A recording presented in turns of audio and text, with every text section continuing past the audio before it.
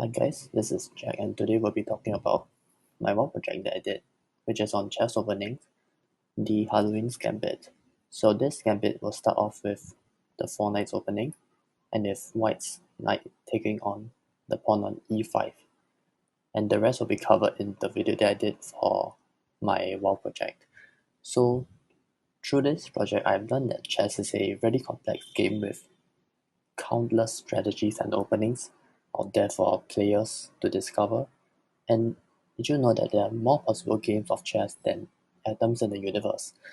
So through this project, I have gained much respect to the top players of the chess world because they have to memorize so many theories and lines and prepare for all their tournaments and competitions to be as good as chess as possible to beat their rivals and the opponents.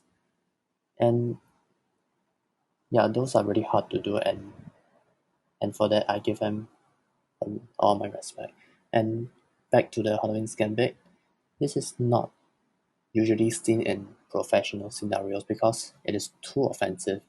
It sacrifices up to 2 pieces for white, and we don't really want that in a professional setting because we will try to play as strategic as possible and not just sacrifice a piece at the beginning of our match.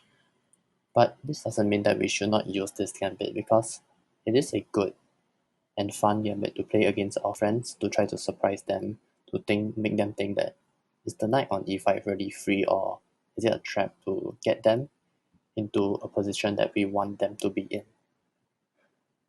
So, and this gambit also really opens up the board for us, and we can have lots of good attacking opportunities with this, especially if all the black pieces are clamped out at the end, and white having the majority of the board for themselves. So after this project, I will be continue to learn more strategies in chess, and will try to improve on my chess knowledge as much as possible because it is a really fun game, and I would recommend to anyone to try chess as a hobby. Hello everyone, so I'm Kane. I'm going to talk about my WoW project, which is about the chess opening, the King's Indian Defense. So one thing that I did not mention in the video is that the King's Indian Defense is actually not just one thing you play or like a few variations, but it's really a collection of many different openings. Because one of the things about the King's Indian Defense is that it's you are playing as black, and whatever white does, of which there's a lot of things white can do, black has to somehow respond to that without losing too much. So one of the interesting things about the King's Indian Defense is that it allows white to control the center like directly, and then can eventually take back the center. And I did cover that in the WoW video.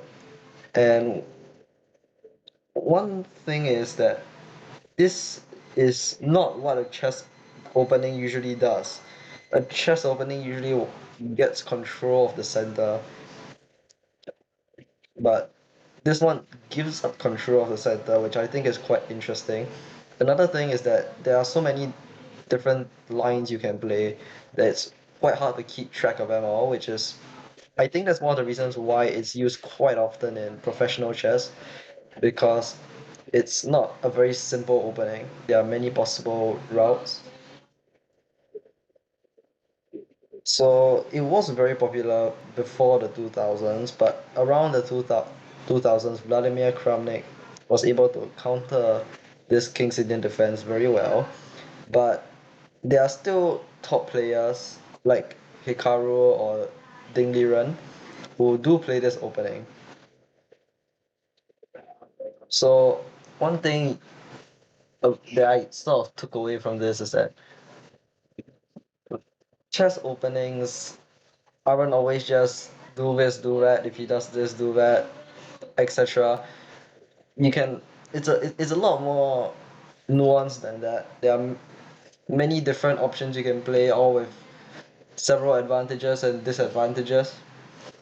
And it is just incredibly complicated. So I think I have a greater appreciation for people who play really good chess because it's it's really hard to keep track of the entire board at once. So yeah, that about it. Thanks.